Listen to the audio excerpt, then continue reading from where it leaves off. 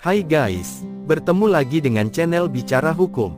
Channel yang memberikan informasi dan edukasi hukum kepada masyarakat.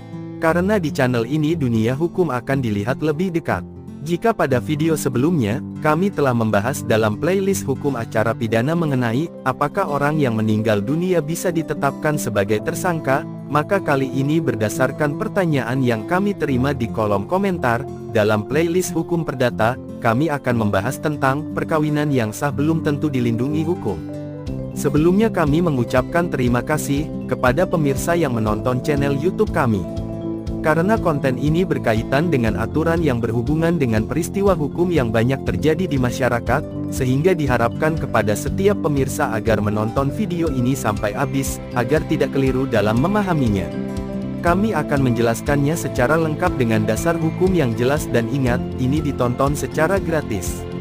Baiklah langsung saja. Dalam pasal 1 Undang-Undang Nomor 1 Tahun 1974 tentang perkawinan sebagaimana telah diubah dengan Undang-Undang Republik Indonesia Nomor 16 Tahun 2019, tentang perubahan atas Undang-Undang Nomor 1 Tahun 1974 tentang perkawinan menyebutkan bahwa perkawinan merupakan suatu ikatan lahir batin antara seorang pria dengan seorang wanita sebagai suami istri dengan tujuan membentuk sebuah keluarga.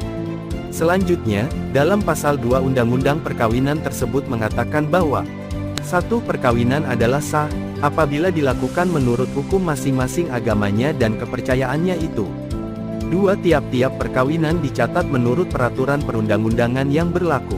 Akan tetapi, dalam kenyataannya banyak perkawinan di masyarakat yang hanya dilakukan menurut agama saja, sebagaimana diatur dalam pasal 2 ayat 1 Undang-Undang Perkawinan.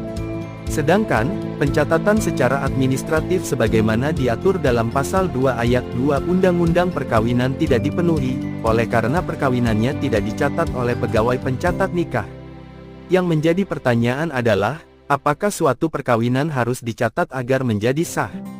Pada dasarnya, pencatatan yang dilakukan atas suatu perkawinan tidak menjadi syarat sah suatu perkawinan, sehingga tidak mempengaruhi keabsahan status suami dan istri. Inilah yang membuat orang-orang mengurungkan niatnya untuk mencatat perkawinannya. Dengan pemikiran, karena perkawinan sudah sah, jadi tidak perlu mendaftarkannya, karena secara otomatis akan mendapatkan perlindungan hukum. Menurut Kamus Besar Bahasa Indonesia yang dimaksud dengan sah adalah dilakukan menurut hukum dalam kurung undang-undang, peraturan yang berlaku. Artinya perkawinan yang telah dilakukan menurut hukum agama, dianggap telah sah secara hukum. Namun apakah sahnya perkawinan, secara serta-merta mendapatkan perlindungan hukum? Merupakan kewajiban negara untuk memberikan perlindungan hukum pada setiap peristiwa hukum yang dilakukan warga negara termasuk perkawinan.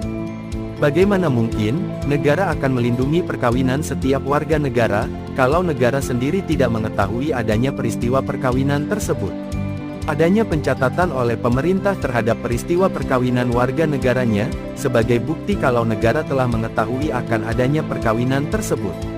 Dalam melakukan pencatatan tersebut pun, negara akan meneliti apakah perkawinan tersebut benar-benar telah dilakukan menurut hukum agama atau tidak. Namun harus diingat, syarat perkawinan yang dapat dicatat oleh negara adalah sepanjang perkawinan tersebut telah dilakukan menurut hukum masing-masing agama. Ini merupakan suatu bentuk pengakuan negara akan sahnya perkawinan yang dilakukan menurut hukum agama. Selama ini sering kita mendengar istilah orang yang kawin hanya sah secara agama saja. Seakan-akan negara tidak mengesahkan perkawinan yang dilakukan berdasarkan hukum agama tersebut. Padahal dari segi hukum, tidak ada istilah sah secara agama, yang ada sah secara hukum. Dengan demikian adanya pencatatan perkawinan oleh negara berdasarkan peraturan perundang-undangan merupakan kewajiban dari setiap warga negara yang bersifat administratif. Pentingnya pencatatan perkawinan tersebut, dapat dilihat dari dua sudut pandang. Pertama, dari sudut pandang negara yang melaksanakan kewajibannya dalam memberikan jaminan perlindungan, kepada setiap warga negara.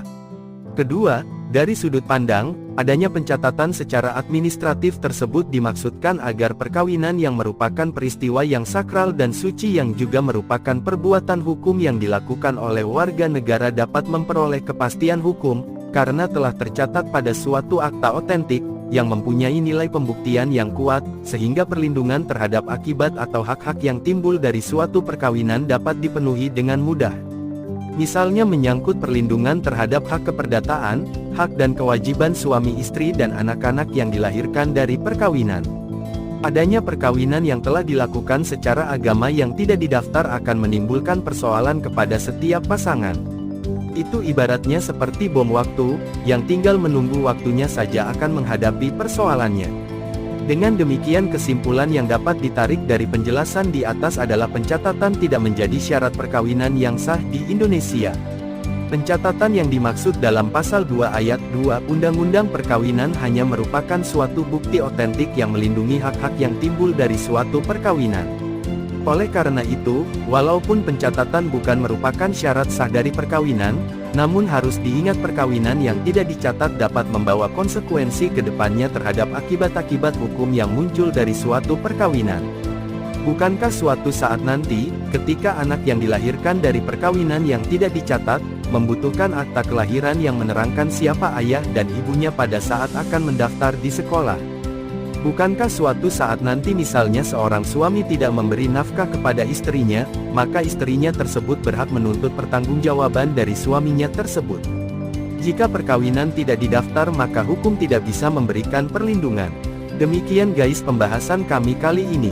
Semoga bermanfaat. Jangan lupa untuk mensubscribe channel YouTube kami dan menyalakan tanda loncengnya. Karena pada video berikutnya, kami masih akan membahas konten-konten hukum yang menarik lainnya.